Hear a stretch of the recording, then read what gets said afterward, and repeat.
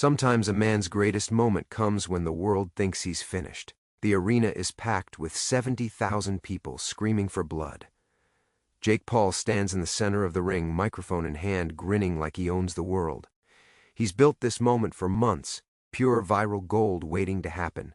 "Ladies and gentlemen," Paul shouts, "let's bring out boxing's biggest has-been. Mike Tyson, get in here and show everyone how washed up you really are." The insult echoes through the arena. Cameras flash everywhere. People laugh and record. This is supposed to be Tyson's humiliation on live television, but legends don't stay down. Tyson steps through the ropes, 60 years old, moving slow. The crowd thinks they know what comes next. More mockery, more jokes. Another highlight for Paul's social media. They have no idea what's about to happen in the next 3 seconds. What can change everything in a single heartbeat? What happened next will shock you. This wasn't supposed to be a real fight. Jake Paul made that clear from day one. This was entertainment, a spectacle, a chance to put the old lion in a cage and watch him remember he had no teeth left. Paul's team had been planning this moment for 6 months. Every angle calculated, every camera positioned. The narrative was simple: young influencer meets faded champion. Content gold, the kind of viral moment that breaks the internet and fills bank accounts. Paul wore custom gloves tonight, bright gold with his initials stitched in diamond thread. Each glove cost more than most people make in a year. Everything about this event screamed money and manufactured hype.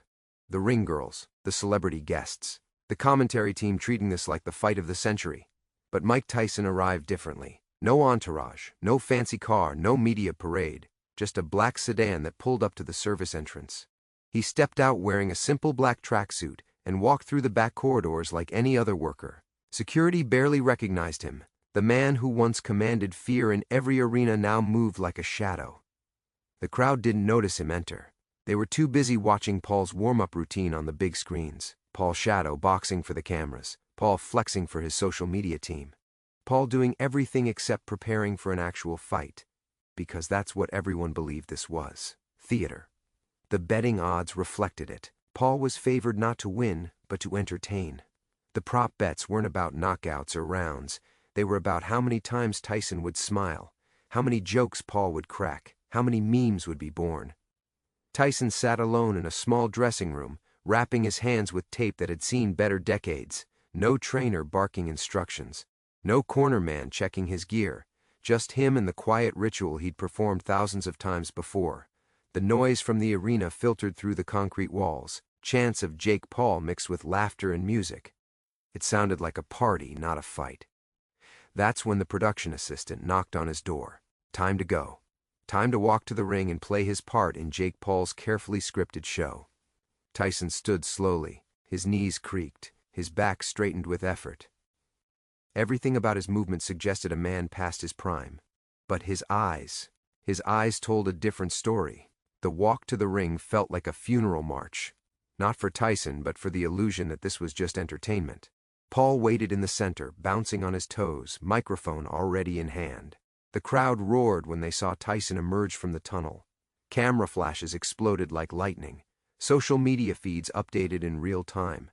This was the moment everyone had paid to see. "There he is," Paul announced, his voice booming through the speakers. "The man who used to be the baddest man on the planet." Laughter rippled through the crowd. People held up phones, recording every second. The commentary team chuckled along, treating this like a comedy roast instead of a boxing event. Tyson climbed through the ropes without ceremony. No showboating, no acknowledging the crowd. He moved to his corner and stood perfectly still while Paul continued his performance. "Look at him," Paul gestured dramatically. 60 years old, moving like my grandfather after hip surgery." More laughter, more cameras. The energy in the arena was electric, but not with anticipation of a fight, with anticipation of a show. Paul strutted closer, the microphone giving him courage he wouldn't have without it. "Tell them, Mike, tell everyone how it feels to be completely washed up." The crowd ate it up. Chants of "washed up" began echoing from different sections. This was viral content being born live. Paul's followers would share this moment for months. But something changed when Tyson finally looked up. The first thing people noticed was his stillness, complete and absolute, like a predator that had stopped moving because it no longer needed to hunt. It was waiting for prey to come closer. Paul kept talking, but his voice had lost some of its confidence. "Come on, Iron Mike, say something. Give the people what they paid for." Tyson took one step forward, just one. The ring bell hadn't rung yet, but something had shifted. The crowd sensed it first. The laughter died down. The chanting stopped. Even the commentary team went quiet for a moment. Paul realized his mistake too late. He had built this moment to humiliate a legend, but legends aren't made from success alone. They're forged in moments, exactly like this one. When everyone counts them out, when everyone assumes they have nothing left, that's when they remind the world why they became legends in the first place. Tyson spoke for the first time since entering the arena. His voice was quiet, but it carried through the speakers with perfect clarity. "You done talking?" 3 words. But they changed everything. The silence that followed those 3 words was deafening. 70,000 people holding their breath at once creates a kind of vacuum that changes everything. Paul's grip tightened on the microphone. This wasn't going according to script. The crowd was supposed to be laughing with him, not studying Tyson like they were witnessing something historic.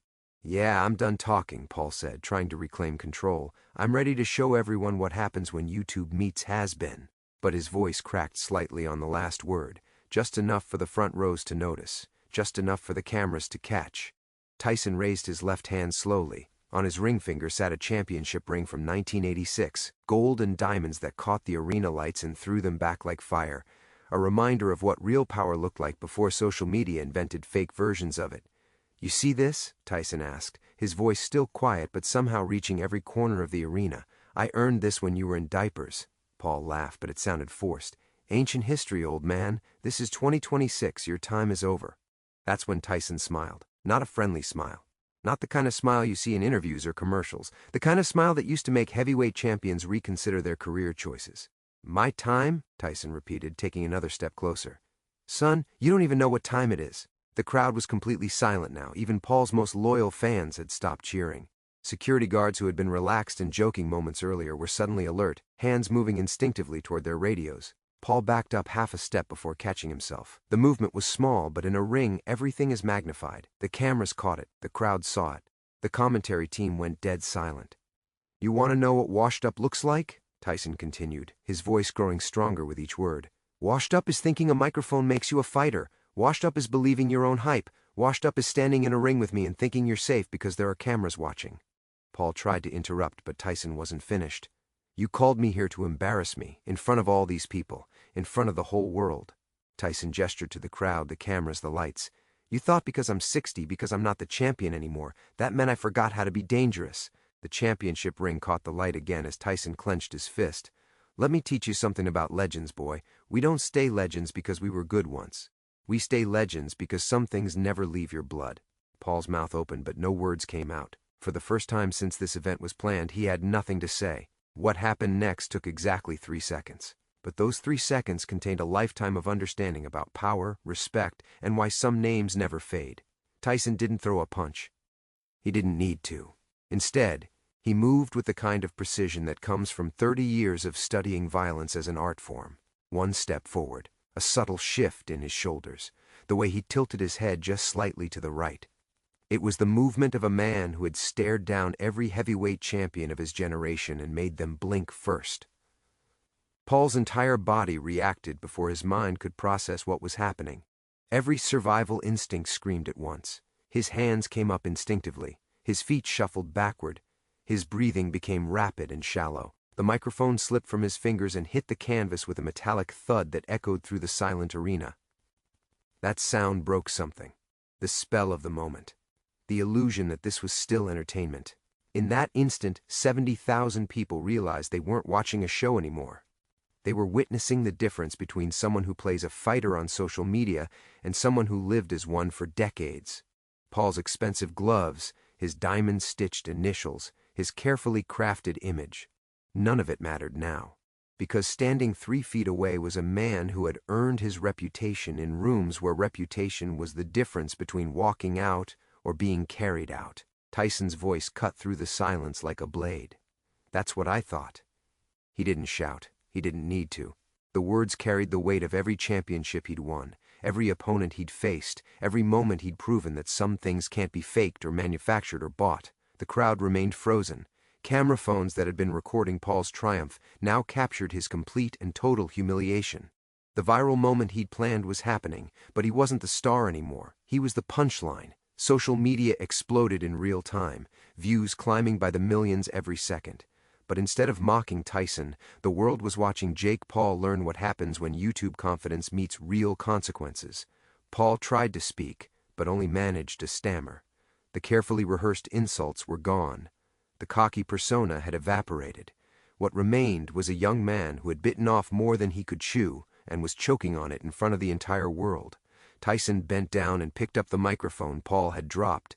He held it for a moment, weighing it in his hands like he was deciding what to do with it.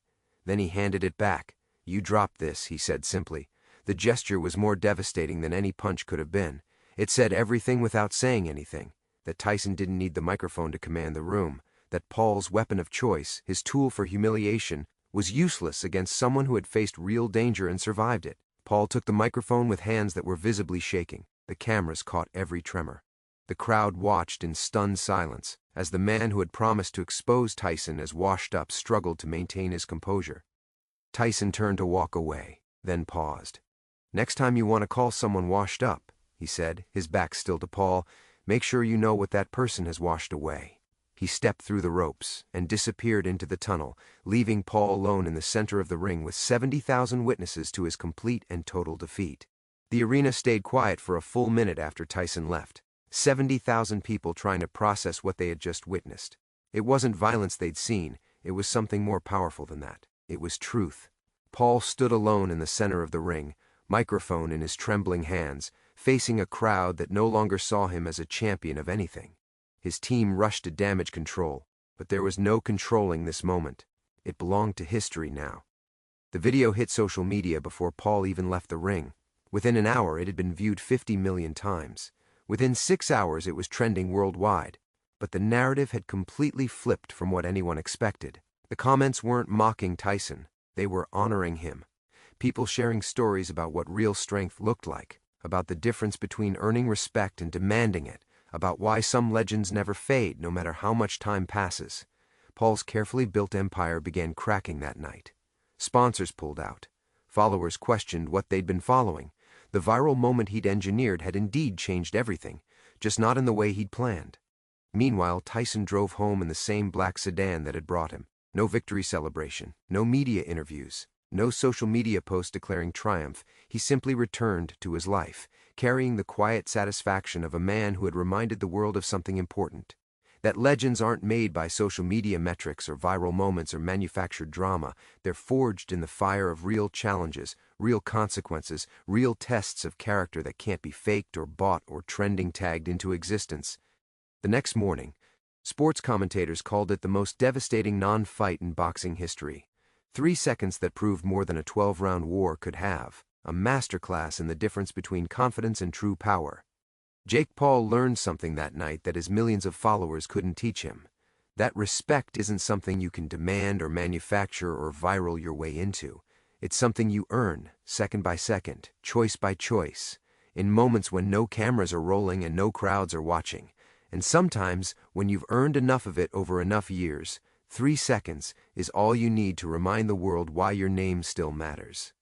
That's the thing about legends. They don't stay legends because they were great once. They stay legends because greatness becomes part of who they are, permanently written into their DNA.